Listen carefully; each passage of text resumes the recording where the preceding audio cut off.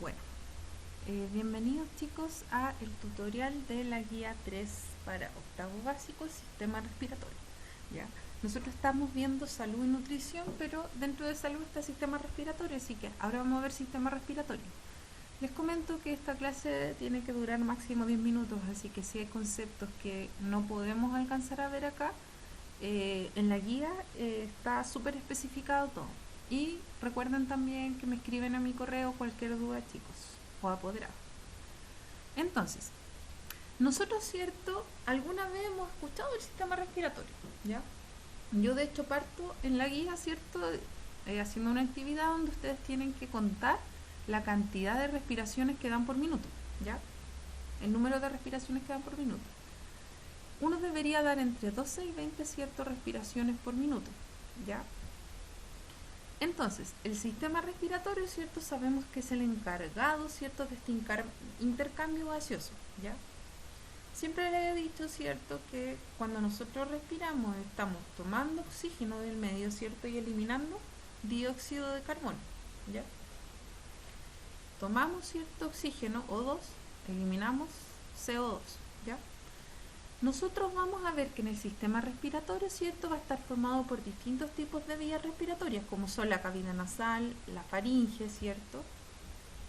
La laringe, ¿ya? Ahí está la faringe, la laringe, ¿ya? Y también, ¿cierto? Tenemos la tráquea, bronquios, ¿ya? Que ahí los vamos a ver después, bronquiolos. Esto es como quiero que se imaginen los pulmones como un árbol, chicos, ¿ya? Ahora vamos a ver una imagen, ¿cierto? Donde se muestra, ¿cierto? Cómo es esta ramificación dentro de los pulmones, ¿ya? Y finalmente, ¿cierto? Vemos esta vía de intercambio gaseoso que son los alvéolos, que son unas bolsitas que están dentro del pulmón, ¿ya? Entonces, acá, ¿cierto? Tenemos las estructuras anatómicas, donde podemos encontrar la cavidad nasal, cavidad oral, ¿cierto? La nasofaringe, la laringe, ¿cierto? La tráquea, ¿ya? Obviamente que estas, ¿cierto? Cavidades ayudan a entibiar, a humedecer, ¿cierto? Y limpiar el aire que ingresa desde el exterior, ¿ya? Acá también podemos observar, ¿cierto? Otras estructuras anatómicas, ¿ya? Y aquí podemos ver el pulmón, ¿cierto? Y estas inervaciones que les decía que eran dentro del pulmón. Acá podemos encontrar la tráquea también, ¿cierto? Y los bronquiolos. Fíjense cómo la tráquea, ¿cierto? Se abre para formar, ¿cierto? O sea, para poder, ¿cierto? Observar estas dos grandes ramas, ¿ya?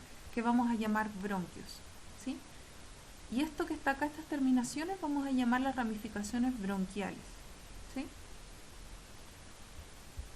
Y eso era lo que decía. Esto se ramifica como si fueran tronquitos de árboles, ¿ya? Tráquea, bronquios, bronquiales, ¿ya?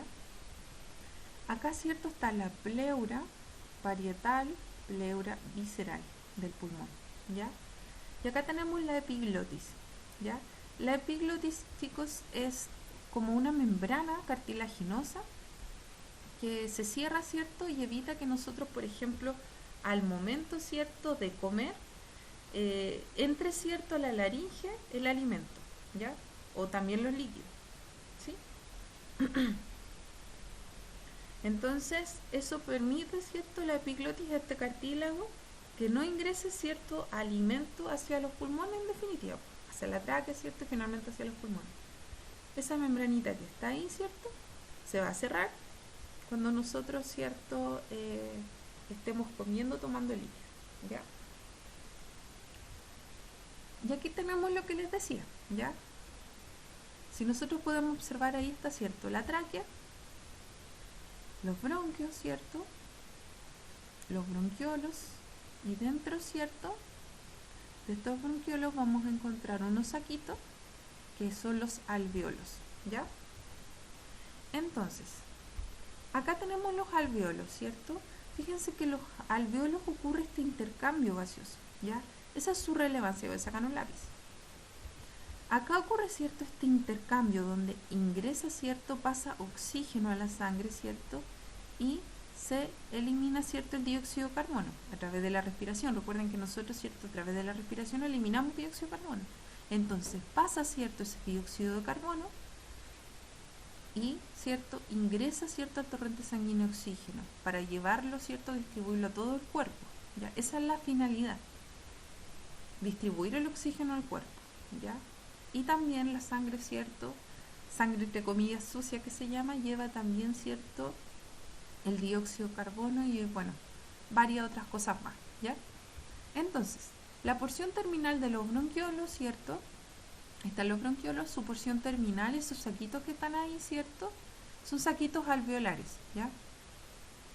Estos están formados, ¿cierto? Estos saquitos por alveolos. Cada una de esas pelotitas chiquititas se llaman alveolos, ¿ya? Y hay 750 millones aproximadamente de esos alveolos, chiquillos, ¿ya? Estos son la unidad funcional y anatómica, ¿cierto?, de este intercambio gaseoso o hemostasis. La hemostasis, ¿cierto?, es este intercambio que ocurre entre la sangre, ¿cierto?, y estos gases, ¿ya? Acá, ¿cierto?, podemos ver cómo el diafragma, ¿cierto?, que es un músculo sumamente importante, ¿cierto? ¿Por qué? Porque al momento de respirar, ¿cierto?, al momento de inspirar, ¿cierto?, y expirar, vamos a ver que va a haber un movimiento, ¿ya? Va a haber un movimiento del diafragma, ¿ya? En el momento de la inspiración y la expiración, ¿sí? Donde se contrae, ¿cierto?, y se expande. Por lo tanto, cuando nosotros veamos, por ejemplo, en el momento de la inspiración, ¿cierto?, es activo. Yo cuando tomo aire, ¿cierto?, hay, ¿cierto?, un gasto energético. Eso significa que sea activo. Requiere energía, ¿ya?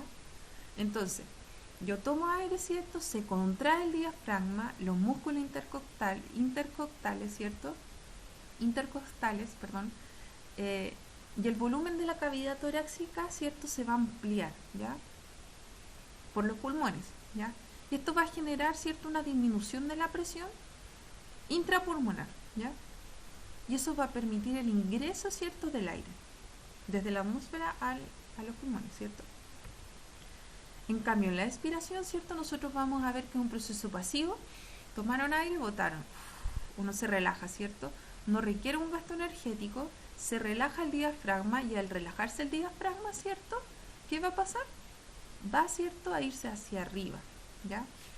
Se relaja el diafragma, se va hacia arriba, ¿ya? Obviamente que va a disminuir, ¿cierto?, el volumen intercostal, ¿cierto?, y los pulmones, ¿ya? Esto genera, ¿cierto?, que la presión interna aumente y, por lo tanto, ¿cierto?, la presión intrapulmonar, ¿ya? Esto va a permitir finalmente, ¿cierto?, la salida del aire. Y aquí podemos ver el proceso, ¿cierto?, de hemostasis o respiración externa, ¿cierto?